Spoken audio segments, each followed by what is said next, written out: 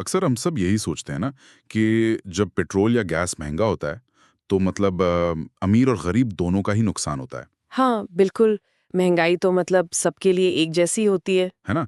लेकिन आज हम जिस फेडरल रिजर्व के डेटा पर बात करने वाले हैं वो एक ऐसा खौफनाक सच दिखाता है जिस पर शायद ही किसी का ध्यान जाता है। सही कहा आपने। डेटा ये बताता है कि जब ऊर्जा के दाम बढ़ते हैं तो जो महंगाई है वो अमीरों की जीवन शैली को तो छू भी नहीं पाती, लेकिन एक आम नागरिक अपनी जेब से पहले से कहीं ज्यादा पैसा निकालकर भी असल में मतलब गरीब होता जा रहा है। और देखिए, यहीं पर वो जो एक ही तूफान और अलग-अलग नावें वाला विचार है ना, वो बिल्कुल सटीक बैठता है। हाँ, वो बहुत पॉपुलर हुआ था। जी, तूफान एक ही है, जैसे पश्चिम एशिया में जो भू-राजनीतिक संघर्ष चल रहा है बिल्कुल। और उसके कारण जो ग्लोबल सप्लाई चेन में रुकावट आई है। बिल्कुल, आसमान काला हो जाता है और ऊर्जा के दाम एकदम रातों रात छलांग मारते हैं। हाँ, और इस आर्थिक तूफान में किसी के पास तो एक बहुत ही मजबूत लोहे का क्रूज शिप है, जो लहरों को आसानी से चीरता हुआ निकल जाता है, लेकिन कोई बस लकड़ी के एक छोटे से तख्ते के सहारे बचने की जद्दोजहद कर रहा है। सही बात है। तो आज के इस डीप डाइव में हमारा जो मुख्य फोकस है वो इसी असमानता को गहराई से समझना है। जी। पश्चिमी एशिया के संघर्ष के बाद पूरी दुनिया ने एक बहुत बड़ा एनर्जी प्राइस शॉक या वैश्विक ऊर्जा मूल्य का झटका झेला है। मतलब पेट्रोल हो, डीजल हो या गैस हो, सबकी कीमतों ने जो उछाल मारा उसने अर्थव्यवस्थाओं की नींव हिला दी। और इसके लिए हमारे पास Federal Reserve Bank of New York का एक बहुत ही विस्तृत और नया शोध है। बिल्कुल, और साथ ही उपभोक्ता व्यवहार के कुछ ऐसे चौंकाने वाले आंकड़े हैं जो मतलब अर्थशास्त्र की कई पुरानी धारणाओं को पूरी तरह से तोड़ देते हैं। हाँ, क्योंकि हमारा मिशन आज यही समझना है कि आर्थिक आंकड़ों के पीछे जो एक ढांचागत सच्चाई छिपी होती है। विशेषकर वो के आकार की रिकवरी, है ना। हाँ जी, वो के शेप्ड इकोनॉमी वाला सिद्धांत असल में जमीन पर कैसे काम करता है। तो चलिए शुरू करते हैं। ये बहुत ही महत्वपूर्ण विषय है क्योंकि जब हम ऊर्जा मूल्य के झटकों की बात करते हैं तो सतह पर देखने में सब कुछ एक जैसा लगता है। बिल्कुल, आप न्यूज़ चैनल लगाइए तो हेडलाइन चल रही होती हैं कि पेट्रोल के दाम बढ़े और जनता परेशान। हाँ, ऐसा लगता है कि गैस स्टेशन पर खड़ा हर इंसान एक समान आर्थिक पीड़ा से गुजर रहा है। लेकिन जब हम गहराई में जाकर मैक्रो इकोनॉमिक्स और कंज्यूमर डेटा का सूक्ष्म विश्लेषण करते हैं तो पता चलता है कि ये दर्द समाज के हर वर्ग को समान रूप से बिल्कुल भी महसूस नहीं हो रहा है। मतलब ये एक बहुत ही विशिष्ट और द्विभाजित आकार ले लेता है। जी बिल्कुल, और इसी को हम अर्थशास्त्र की भाषा में के आकार की अर्थव्यवस्था या के शेप्ड इकोनॉमी कहते हैं। हाँ, ये टर्म आजकल काफी सुनने को मिलता है। अब हम सब जानते हैं कि इसका मतलब है कि अर्थव्यवस्था का एक हिस्सा ऊपर जा रहा है और दूसरा हिस्सा नीचे जा रहा है। सही कहा। लेकिन मुझे इसके पीछे के जो मैकेनिज्म है ना या जो कार्यप्रणाली है उसको समझना है। मतलब जब कोई जियोपॉलिटिकल क्राइसिस आता है और तेल की कीमतें $100 प्रति बैरल के पार चली जाती हैं तो ये विभाजन शुरू कैसे होता है? देखिए, इस विभाजन की असली जड़ में हमारी संपत्तियों और आय के स्रोतों का जो अंतर है वो छिपा हुआ है। अच्छा, वो कैसे? मतलब जब ऊर्जा के दाम बढ़ते हैं तो वो सिर्फ एक कमोडिटी का दाम नहीं बढ़ता ना, वो पूरी अर्थव्यवस्था में एक तरह की मुद्रास्फीति या इन्फ्लेशन को जन्म देता है। हाँ, हर चीज महंगी होने लगती है। बिल्कुल। अब जो उच्च आय वर्ग है उनकी संपत्ति तो केवल उनके वेतन पर निर्भर नहीं होती। सही बात है, उनके पास तो निवेश होते हैं, शेयर बाजार है। जी, और रियल एस्टेट जैसी संपत्तियां होती हैं जो अक्सर मुद्रास्फीति के साथ ही अपनी कीमत भी बढ़ा लेती हैं। इसे हम एसेट इन्फ्लेशन कहते हैं। मतलब महंगाई के साथ उनका पैसा भी बढ़ रहा है। हाँ, इसलिए झटके के बावजूद उनकी जो क्रय शक्ति है या जो परचेजिंग पावर है वो कमोबेश सुरक्षित रहती है। लेकिन आम इंसान का क्या? वहीं दूसरी तरफ जो निम्न या मध्यम आय वर्ग है उनकी आय मुख्य रूप से एक स्थिर वेतन पर निर्भर होती है। हाँ, जो हर महीने फिक्स आता है। बिल्कुल। तो जब महंगाई बढ़ती है तो उनका वेतन उस अनुपात में नहीं बढ़ता। इस स्थिति को हम वेज स्टैग्नेशन कहते हैं। लेकिन एक मिनट रुकिए, अगर मैं इसे पूरी तरह से नकदी या कैश के नजरिए से देखूं, हम्म मान लीजिए कि तेल बहुत महंगा हो गया है। हम्म अब एक अरबपति अपनी बड़ी सी एसयूवी में पेट्रोल भरवा रहा है या फिर कोई दिहाड़ी मजदूर अपने छोटे से स्कूटर में तेल डलवा रहा है। हाँ, आर्थिक रूप से तो दोनों को ही अपनी जेब से पहले के मुकाबले ज्यादा पैसे निकालने पड़ रहे हैं ना। बिल्कुल निकालने पड़ रहे हैं। तो अगर वे दोनों ही ज्यादा भुगतान कर रहे हैं तो फिर ये असमानता या के शेप कैसे बन जाती है? मतलब क्या ज्यादा पैसे खर्च करने का सीधा सा अर्थ ये नहीं है कि दोनों को समान रूप से वित्तीय नुकसान हो रहा है? ये बहुत ही शानदार सवाल पूछा है आपने। और देखिए, यहीं पर अर्थशास्त्र का एक बहुत ही महत्वपूर्ण सिद्धांत काम आता है, जिसे हम प्राइस इलास्टिसिटी ऑफ डिमांड यानी मांग की मूल्य लोच कहते हैं। थोड़ा इसे आसान भाषा में समझाएंगी? बिल्कुल। जब हम किसी चीज के लिए भुगतान करते हैं ना, तो हमें वित्तीय क्षमता और वास्तविक खपत के बीच के अंतर को समझना होगा। वित्तीय क्षमता और वास्तविक खपत, ठीक है। देखिए, एक अमीर व्यक्ति के लिए पेट्रोल या ऊर्जा पर होने वाला जो खर्च है, वो उसकी कुल आय का एक बहुत ही छोटा सा हिस्सा होता है। ऊंट की मुंह में जीरा वाली बात हो गई। एकदम सही। अगर पेट्रोल के दाम दोगुने भी हो जाएं, तो भी ये उसके समग्र बजट को नहीं हिलाता है। उसकी जो मांग है वो इनइलास्टिक या बेलोचदार होती है। मतलब वो कीमत की परवाह नहीं करता। जी, वो जेब से ज्यादा पैसे देता है, लेकिन वो अपनी गाड़ी उतनी ही चलाता है जितनी वो पहले चलाता था। यानी वो कीमत के झटके को बहुत ही आसानी से जज्ब कर लेता है। बिल्कुल। लेकिन दूसरी तरफ सोचिए एक कम आय वाले व्यक्ति के बारे में। उसके लिए ऊर्जा और परिवहन पर होने वाला खर्च उसकी आय का एक बहुत बड़ा हिस्सा होता है। हाँ, उसका तो पूरा बजट ही हिल जाता होगा। बिल्कुल हिल जाता है। जब पेट्रोल महंगा होता है, तो उसके पास उस अतिरिक्त लागत को सहने का कोई वित्तीय लचीलापन नहीं होता। तो फिर वो क्या करता है? वह अपनी जेब से ज्यादा पैसा तो निकालता है, लेकिन फिर भी वो उतना पेट्रोल नहीं खरीद पाता जितना उसे चाहिए। उसे मजबूरन अपनी खपत को कम करना ही पड़ता है। ओहो, मतलब वो कम गाड़ी चलाएगा? जी, इसे अर्थशास्त्र की भाषा में हम डिमांड डिस्ट्रक्शन या मांग का विनाश कहते हैं। वो ज्यादा कीमत चुकाकर भी पहले से कम ऊर्जा का इस्तेमाल कर पा रहा है। ये तो बहुत ही डराने वाली बात है। तो ये सब जो थ्योरी है, वो वास्तविक डेटा में कैसे दिखाई देती है? आपने शुरुआत में federal Reserve Bank of New York के जिस रिसर्च का जिक्र किया था, उसमें ऐसा क्या है जो इस पूरी थ्योरी को साबित करता है? देखिए, फेडरल रिजर्व का वो शोध ना वास्तव में आंखें खोलने वाला है। उन्होंने हवा में तीर नहीं चलाए, बल्कि उन्होंने मार्च महीने के दौरान, जब ऊर्जा की कीमतों में भारी अस्थिरता चल रही थी, पूरे 2 लाख उपभोक्ताओं के गैस और ईंधन की खरीद के डेटा का गहराई से विश्लेषण किया। बाप रे, 2 लाख उपभोक्ताओं का डेटा! ये तो एक बहुत बड़ा और विश्वसनीय सैंपल साइज है। बिल्कुल। और इस डेटा के माध्यम से उन्होंने सिर्फ ये नहीं देखा कि लोग कितना पैसा खर्च कर रहे हैं, बल्कि उन्होंने ये भी देखा कि वे उस पैसे के बदले में असल में कितनी ऊर्जा खरीद पा रहे हैं। तो जब उन्होंने इस डेटा को अलग-अलग आय के वर्गों के आधार पर बांटा, तो क्या पैटर्न सामने आया? तो उन्होंने समाज को 3 मुख्य आय वर्गों में बांटा और 2 बहुत ही अलग-अलग मैट्रिक्स की तुलना की। अच्छा, कौन-कौन से? पहला था नाम मात्र खर्च यानी नॉमिनल स्पेंडिंग, और दूसरा था वास्तविक खपत यानी रियल कंजम्पशन। नॉमिनल स्पेंडिंग और रियल कंजम्पशन। हाँ, नॉमिनल स्पेंडिंग का सीधा सा मतलब यह है कि आपके क्रेडिट कार्ड या बैंक खाते से कुल कितने डॉलर बाहर गए। ठीक है, ये तो समझ आ गया। और रियल कंजम्पशन का मतलब है कि उस खर्च किए गए पैसे से असल में गैलन में कितना ईंधन या गैस खरीदी गई। राइट। तो चलिए निचले पायदान से शुरू करते हैं।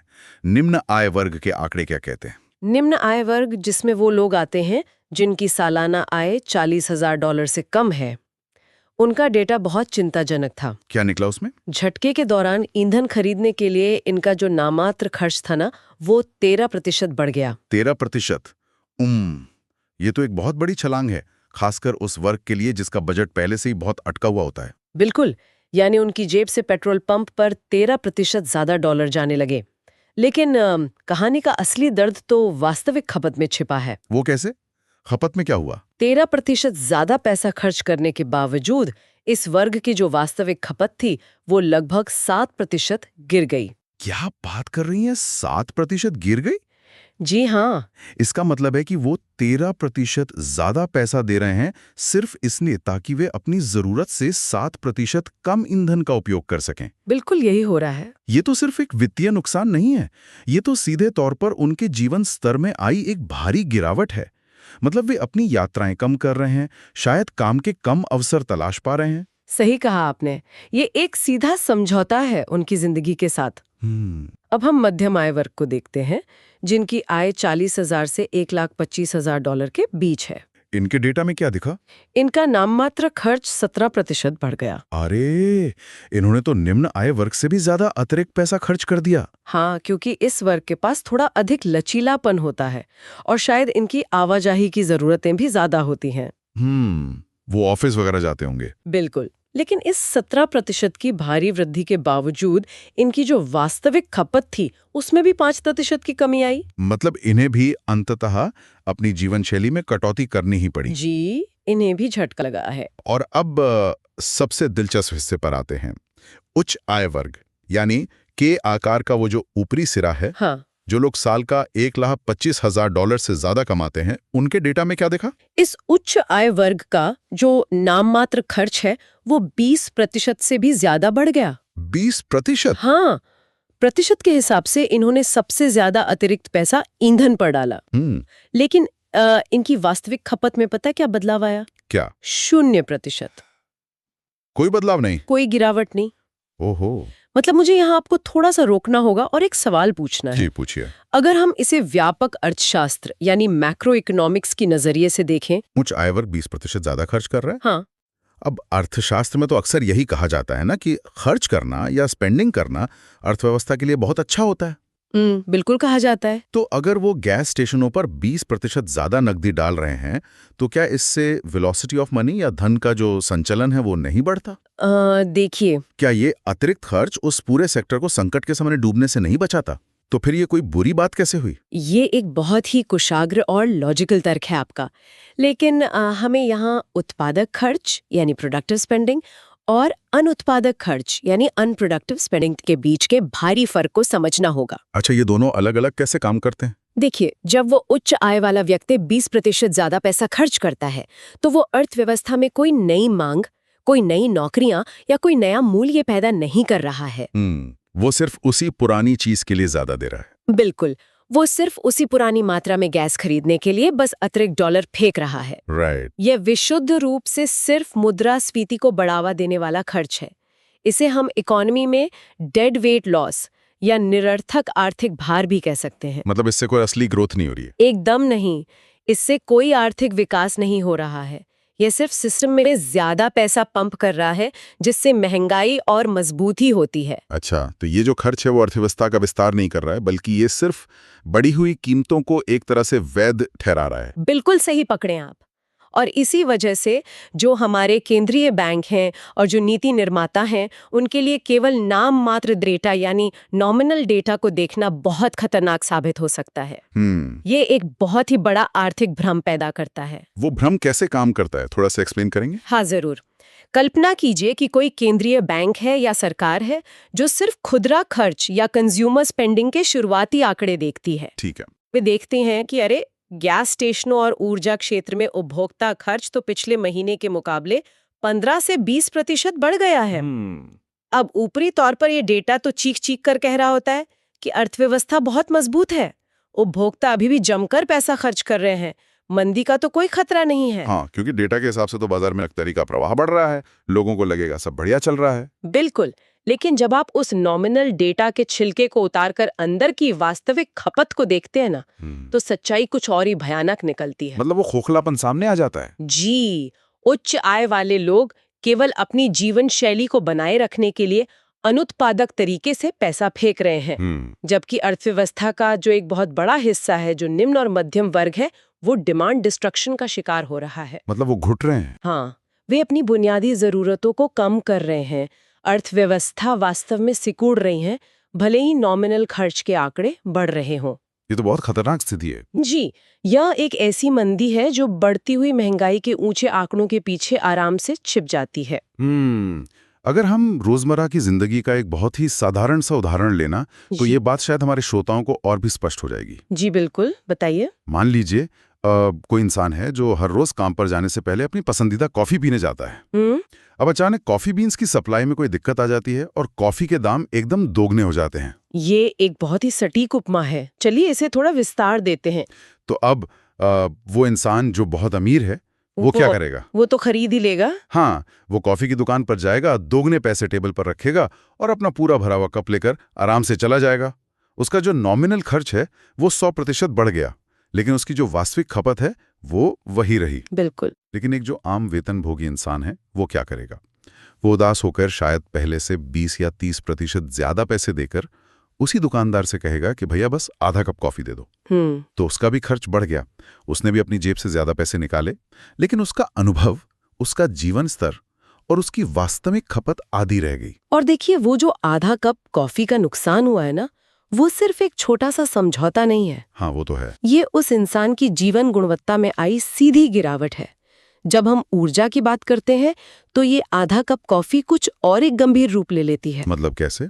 इसका मतलब है कि सर्दियों में लोग अपने घरों के हीटर का तापमान कम रख रहे हैं, जिससे वे ठंड में ठिठुर रहे हैं। बाप रे। इसका मतलब है कि वे जरूरी मेडिकल चेकअप के लिए जाने से बच रहे हैं, क्योंकि अस्पताल जाने का जो पेट्रोल है वो बहुत महंगा हो गया है। इसका मतलब है कि वे किराने या भोजन के बजट में कटौती कर रहे हैं ताकि वो गैस का बिल चुका सके। ये तो दिल दहला देने वाला है। जी, ये वास्तविक अर्थव्यवस्था का वो दर्द है जो नॉमिनल डेटा के बढ़ते हुए ग्राफ में कहीं भी नजर नहीं आता। ये सच में झकझोर देने वाला विश्लेषण है। हाँ। लेकिन ये पूरी चर्चा अभी तक एक सूक्ष्म स्तर या माइक्रो लेवल पर थी। हाँ। अगर हम इस गैस स्टेशन और कॉफी शॉप के कंज्यूमर डेटा से थोड़ा बाहर आएं और इस पूरी स्थिति को एक वृहद या मैक्रो इकोनॉमिक और भू राजनैतिक मंच पर देखें, तो क्या देशों के बीच भी हूबहू यही पैटर्न नहीं चल रहा है? बिल्कुल चल रहा है, और यही तो इस शोध का सबसे बड़ा मैक्रो इकोनॉमिक निष्कर्ष है। अच्छा। जो व्यवहार हम व्यक्तिगत उपभोक्ताओं में देखते हैं ना, राष्ट्र भी वैश्विक मंच पर ठीक वैसा ही व्यवहार करते हैं। मतलब देश भी अमीर और गरीब कंज्यूमर की तरह बर्ताव करते हैं। एकदम सही। वैश्विक आपूर्ति श्रृंखला और ऊर्जा बाजारों में भी एक स्पष्ट के आकार का विभाजन मौजूद है। जब पश्चिम एशिया में तनाव बढ़ता है और तेल की कीमतें आसमान छूती हैं, तो ये सिर्फ लोगों को नहीं बल्कि पूरी की पूरी अर्थव्यवस्थाओं को अमीर और गरीब की श्रेणियों में बुरी तरह बांट देता है। तो देशों के स्तर पर ये इलास्टिक और इनइलास्टिक मांग का जो सिद्धांत है वो कैसे काम करता है? इसे समझने के लिए हमें बैलेंस ऑफ पेमेंट्स यानी भुगतान संतुलन और विदेशी मुद्रा भंडार यानी फॉरेन एक्सचेंज रिजर्व्स के कॉन्सेप्ट को देखना होगा। ठीक है। चलिए हम जापान या दक्षिण कोरिया जैसे विकसित देशों का उदाहरण लेते हैं। ये देश पूरी तरह से आयातित ऊर्जा पर निर्भर है, लेकिन ये बहुत अमीर देश है। हाँ, इनके पास तो अथाह पैसा है। बिल्कुल। जब वैश्विक बाजार में अचानक तेल या गैस की कीमतें बढ़ती हैं, तो इनके पास वो अथाह वित्तीय ताकत और डॉलर का भंडार होता है कि ये उस झटके को बिना पलक झपकाए सह लेते हैं। मतलब ये वो अमीर आदमी हैं जो दुगने पैसे देकर पूरा कप कॉफी ले लेते हैं।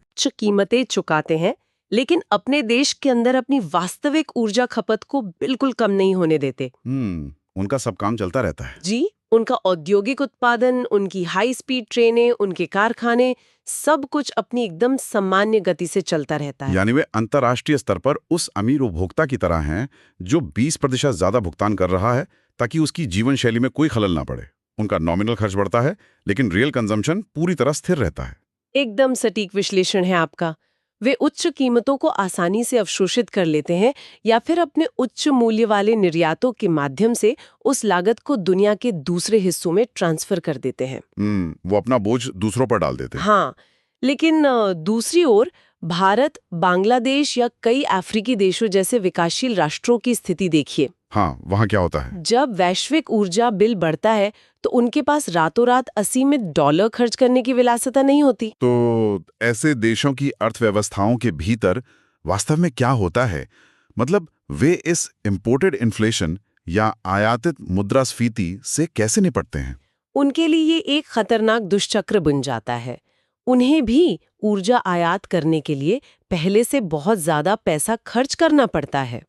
इससे होता ये है कि उनका जो विदेशी मुद्रा भंडार है वो तेजी से खाली होने लगता है। राइट, डॉलर बाहर जाने लगता है। जी, जब डॉलर देश से बाहर जाता है तो उनकी अपनी जो करेंसी है या मुद्रा है वो कमजोर होने लगती है और रुपया या टका गिरने लगता है। बिल्कुल, और मुद्रा कमजोर होने से आयात और भी ज्यादा महंगा हो जाता है। ये तो मतलब एक भंवर में फंसने वाली बात हो गई। हाँ, अंततः उनके पास इसके अलावा कोई चारा नहीं बचता कि वे अपनी वास्तविक ऊर्जा खपत को कम करें। और देशों के स्तर पर इस मांग के विनाश या डिमांड डिस्ट्रक्शन का असल मतलब क्या होता है? इसका मतलब है विनाशकारी आर्थिक नीतियां लागू करने पर मजबूर होना। उन्हें लिक्विफाइड नेचुरल गैस या एलएनजी के महंगे कार्गो खरीदने से पीछे हटना पड़ता है। इसके परिणाम स्वरूप पूरे देश भर में अघोषित बिजली कटौती या पावर कट शुरू हो जाते हैं। हाँ, हमने कई देशों में ऐसा होते देखा है अभी हाल ही में। बिल्कुल। कारखानों को दिन में कई घंटों के लिए अपना उत्पादन रोकना पड़ता है। अब जब उत्पादन रुकता है तो जाहिर है निर्यात गिरता है और नौकरियां जाती हैं। मतलब पूरा इकोनॉमिक इंजन ही धीमा पड़ जाता है। जी। सरकार का राजकोषीय घाटा या फिस्कल डेफिसिट इतना बढ़ जाता है कि उन्हें बुनियादी ढांचे जैसे नए स्कूल, अस्पताल या सड़कें बनाने का बजट काट कर उस पैसे से महंगे तेल का बिल चुकाना पड़ता है। ये तो बहुत ही दुखद है। मतलब भविष्य की कीमत पर वर्तमान को बचाया जा रहा है। बिल्कुल। वे अंतर्राष्ट्रीय बाजार में ज्यादा पैसा देकर भी कम ऊर्जा पा रहे हैं और उनका जो समग्र विकास है वो पूरी तरह रुक जाता है। ये एक बहुत ही खतरनाक और अस्थिर करने वाला चक्र है। हाँ। अब अगर मैं इस पूरी स्थिति को एक कदम और आगे ले जाके सोचूं, बताइए। अगर हर बार कोई नया भू राजनीतिक संकट आता है या हर बार सप्लाई चेन में कोई झटका लगता है, तो क्या अमीर और गरीब देशों के बीच की ये जो खाई है वो हर बार इसी तरह चौड़ी नहीं होती जाएगी? बिल्कुल होगी। क्या लंबी अवधि में हम वैश्विक विकास की एक ऐसी व्यवस्था की ओर नहीं बढ़ रहे हैं जो मूल रूप से अस्थिर है? मतलब जहां विकासशील देश केवल नॉमिनल महंगाई से बचने की जद्दोजहद में स्थायी रूप से पीछे छूटते जा रहे हैं। देखिए, ये आज के समय के सबसे महत्वपूर्ण और गंभीर सवालों में से एक है और इसका सीधा सा बिना किसी लाग लपेट का जवाब है हाँ। जब हर आर्थिक झटके के साथ के आकार की ये खाई और गहरी होती जाती है ना, तो ये वैश्विक आर्थिक असमानता को सिस्टम का एक स्थायी हिस्सा बना देती है। मतलब कोई बग नहीं है, ये फीचर बन गया है सिस्टम का। एकदम सही। ये कोई अस्थायी ग्लिच या खराबी नहीं है जिसे कुछ समय बाद बस ठीक कर लिया जाएगा। ये वर्तमान अंतर्राष्ट्रीय आर्थिक ढांचे की एक अंतर्निहित सच्चाई बन गई है। गरीब और विकासशील देश तो बस एक झटके से उभरने, अपनी मुद्रा को स्थिर करने और अपने घाटे को पाटने में ही अपने सबसे कीमती साल और संसाधन लगा देते हैं। और अमीर देश? जबकि अमीर देश उस झटके को पार करके नई तकनीकों में निवेश करके और आगे निकल जाते हैं। ये सब सुन के तो ऐसा लगता है कि हमें, चाहे हम एक आम नागरिक हों या नीति निर्माताओं हों, अर्थव्यवस्था को देखने का अपना पूरा नजरिया ही बदलना होगा। बिल्कुल बदलना होगा। वो जो खर्च बढ़ रहा है मतलब सब ठीक है वाले भ्रम से हमें बाहर आना ही होगा। और यही इस पूरे शोध का और हमारी आज की चर्चा का सबसे बड़ा निष्कर्ष भी है। जब भी हम आर्थिक आंकड़ों को देखते हैं तो हमें एक विश्लेषक की तरह सोचना चाहिए, ना कि सिर्फ ऊपर ऊपर की सुर्खियों को पढ़ने वाले की तरह। तो आज के इस डीप डाइव से हमारे उन श्रोताओं को क्या मुख्य बात याद रखनी चाहिए जो भू राजनीति और अर्थशास्त्र की इन पेचीदगियों को समझते हैं? उनके लिए सबसे बड़ा सबक ये है कि नॉमिनल स्पेंडिंग या खर्च और रियल कंजम्पशन या वास्तविक खपत के बीच के महत्वपूर्ण अंतर को कभी भी नजरअंदाज मत कीजिए। जी। जब भी कोई वैश्विक झटका लगता है और आप वित्तीय समाचारों में देखते हैं कि उपभोक्ता खर्च बढ़ गया है या फला देश का आयात बिल बढ़ गया है, तो उसे तुरंत अर्थव्यवस्था की मजबूती या मांग में वृद्धि का संकेत बिल्कुल मत मान लीजिए। मतलब अंदर झांकना जरूरी है। हमेशा ये दूसरा सवाल पूछिए कि उसी पैसे से वास्तविक खपत में क्या बदलाव आ रहा है। राइट। क्या वे ज्यादा सामान खरीद रहे हैं या सिर्फ पुरानी मात्रा के लिए ज्यादा कीमत चुका रहे हैं? ये के आकार की जो अदृश्य खाई है वही असली कहानी है, जो अक्सर इन शानदार आंकड़ों के पीछे छिप जाती है। ये एक बहुत ही शक्तिशाली ढांचा है चीजों को समझने का। मुझे लगता है कि अगली बार जब हम समाचारों में मुद्रास्फीति के आंकड़े पढ़ेंगे या केंद्रीय बैंकों की ब्याज दरों की नीतियों के बारे में सुनेंगे या फिर ग्लोबल एनर्जी क्राइसिस के बारे में जानेंगे, तो हम केवल उन बड़े बड़े डॉलर के आंकड़ों से भ्रमित नहीं होंगे। हम हमेशा यही पूछेंगे कि उस कॉफी के कप में असल में कितनी कॉफी बची है। बिल्कुल। और ये भी पूछना जरूरी है कि वो पूरा भरा हुआ कप किसके हाथ में है और वो आधा खाली कप किसके हिस्से में आया है। एकदम सही। तो हमने आज देखा कि कैसे जीवाश्म ईंधन या फॉसिल फ्यूल के झटके पूरी दुनिया को, चाहे वो व्यक्ति हो या देश, इसके आकार में बहुत ही बेरहमी से बांट देते हैं। जी। अमीर एक सुरक्षित दिशा में निकल जाता है और गरीब बस अपना अस्तित्व बचाने की लड़ाई में फंस जाता है। लेकिन इस पूरी चर्चा के बाद मेरे दिमाग में एक और विचार आ रहा है। अच्छा। हाँ, जो मैं यहाँ हमारे श्रोताओं के सोचने के लिए छोड़ना चाहता हूँ। एक ऐसा विचार जो इस पूरी समस्या को भविष्य के नजरिए से देखता है। वो क्या है? देखिए, हम सब जानते हैं कि भविष्य हरित ऊर्जा यानी ग्रीन एनर्जी का है। बिल्कुल, इसमें तो कोई दो राय नहीं है। दुनिया भर में ये सहमति बन रही है कि हमें जीवाश्म ईंधनों पर अपनी जो निर्भरता है वो खत्म करनी होगी और पवन, सौर ऊर्जा तथा इलेक्ट्रिक वाहनों की ओर तेजी से बढ़ना होगा। जी। लेकिन ये जो ऊर्जा संक्रमण है या एनर्जी ट्रांजिशन है, वो कोई सस्ता सौदा तो है नहीं। बिल्कुल नहीं। इसके लिए ट्रिलियनों डॉलर के भारी भरकम शुरुआती निवेश और बिल्कुल नए बुनियादी ढांचे की जरूरत है। बहुत बड़ी पूंजी चाहिए इसके लिए। तो बड़ा सवाल यह है कि जब ये महान ऊर्जा परिवर्तन वास्तविकता में पूरी तरह लागू होगा, तो क्या वो बदलाव इसके आकार की असमानता को खत्म करेगा या फिर इसे और भी ज्यादा भयानक रूप दे देगा?